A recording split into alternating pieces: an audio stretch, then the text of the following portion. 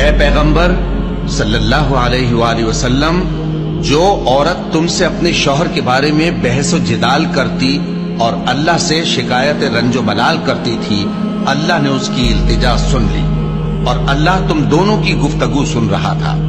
کچھ شک نہیں کہ اللہ سنتا ہے، دیکھتا ہے۔ جو لوگ تم میں سے اپنی عورتوں کو ماں کہہ دیتے ہیں وہ ان کی مائیں نہیں ہو جاتی، ان کی مائیں تو وہی ہیں جن کے بدن سے وہ پیدا ہوئے۔ بے شک وہ نامعقول اور جھوٹی بات کہتی ہیں، اور اللہ بڑا معاف کرنے والا ہے، بخشنے والا ہے۔ اور جو لوگ اپنی بیویوں کو ماں کہہ بیٹھیں پھر اپنے قول سے رجوع کر لیں تو ان کو قربت سے پہلے ایک غلام آزاد کرنا ضرور ہے۔ مومنو، اس حکم سے تم کو نصیحت کی جاتی ہے اور جو کچھ تم کرتے ہو اللہ اس سے خبردار ہے۔ اب جس کو غلام نہ ملے وہ قربت سے پہلے لگاتار 2 مہینے کے روزے رکھے، پھر جس کو اس کا بھی مقدور نہ ہو اسے 60 محتاجوں کو کھانا کھلانا چاہیے۔ یہ حکم اس لیے ہے کہ تم اللہ اور اس کے رسول کے فرما بردار ہو جاؤ، اور یہ اللہ کی حدیں ہیں اور نہ ماننے والوں کے لیے درد دینے والا عذاب ہے۔ صحابی ہیں اوس بن صامت، انہوں نے اپنی بیوی کو طلاق دے دی۔ ایک طلاق تھی جاہلیت کی جس میں یوں کہا جاتا تھا تو میری ماں کی طرح ہے، تو اس پر طلاق ہوتی تھی جاہلیت میں۔ ایسی طلاق کہ کبھی دوبارہ نکاح نہیں ہو سکتا، کہیں اور نکاح ہو کے طلاق ہو کے بھی نہیں ہو سکتا، یہ ایسی طلاق تھی۔ وہ آئیں دوڑی دوڑی اللہ کے نبی کے پاس، رسول اللہ، حضرت عائشہ کنگھی کر رہی تھی، یا رسول اللہ میرے خامن نے مجھے کہہ دیا تو میری ماں کی طرح ہے، اب کیا ہوگا؟ تو چونکہ شرعی حکم موجود نہیں تھا، آپ نے رواج پر فرمایا خولا، طلاق ہو گئی۔ کہ یا رسول اللہ آپ نظر ثانی فرمائیں، انہو ابو ولدی وحب الناس الی، وہ میرے بچوں کا باپ، ہماری آپس میں بہت محبت ہے، اس نے غصے میں کہہ دیا ہے۔ تو آپ نے کہا حرمت علیہ خولا، طلاق ہو گئی۔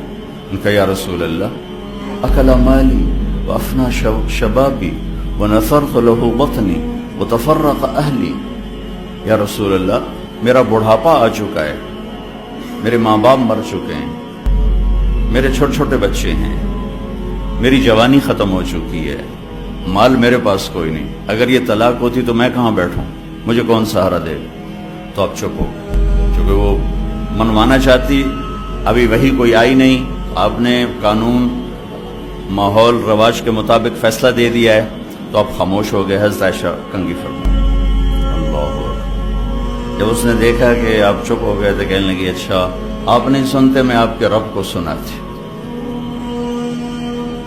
اللہ کے نبی کہہ رہے ہیں طلاق ہو گئی، وہ کہہ رہی اچھا میں آپ کے رب سے بات کرتی ہوں۔ اس نے وہیں ہاتھ اٹھائے، اللہم انہم لی منہ صبیۃ صغار، اے میرے رب میرے چھوٹے چھوٹے بچے، ان ضممتہم الی فضاجعوا، میں اپنے پاس رکھوں تو روٹی کہاں سے کھلاؤں، ان ضممتم الیہ فضاعوا، باپ کے پاس چھوڑوں تو تربیت کون کرے گا؟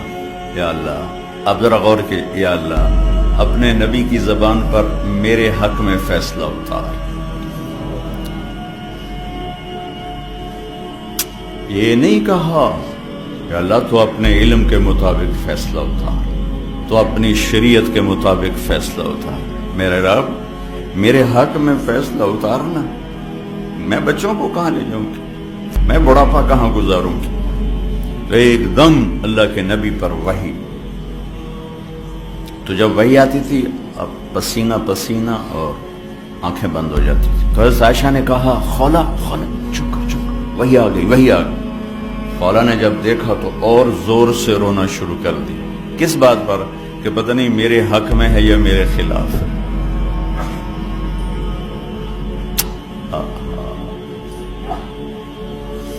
جب وحی ختم ہوئی تو آپ نے پسینہ پہنچا اور مسکراتے ہوئے فرمایا خولا تجھے مبارک ہو، اللہ نے تیرے حق میں فیصلہ دے دیا۔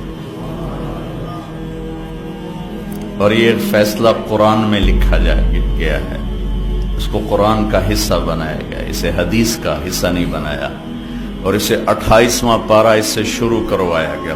28واں پارہ سورہ مجادلہ، نام ہی مجادلہ رکھا، مجادلہ جھگڑا کرنے والی عورت، جھگڑا کرنے والی، اللہ کے نبی سے جھگڑا نامی مجادلہ ہے۔ ہم نے سن لیا اس کی بات کو جو آپ سے بات کر رہی تھی، یہ تو ترجمہ ہے، لیکن صورتحال کیا ہے؟ جو ترجمہ کبھی حقیقت کو نہیں بتایا کرتا، یہ جو الفاظ ہیں یہ کیا بتا رہے ہیں، میں وہ آپ کے سامنے پیش کرنا چاہتا ہوں کہ اے میرے محبوب، یقیناً اللہ نے سنا، میں نے نہیں کہا، قد سمعت، لفظ اللہ، میرے محبوب اللہ نے اپنی اس بندی کی فریاد کو سنا جو آپ سے جھگڑا کر رہی تھی اپنے خاوند کے بارے میں۔ آپ انکار کر رہے تھے، وہ اقرار کروا رہی تھی، اور اس عدالت میں میں بھی موجود تھا، اور میں نے یہ فیصلہ اپنی بندی کے حق میں کر دیا اور اس طلاق کو ختم کر دیا اور اس کا جرمانہ رکھ دیا کہ غلام آزاد کرے اور بیوی حلال ہو گئی، مسکینوں کو کھانا کھلائے یا روزے رکھے بیوی حلال ہو گئی۔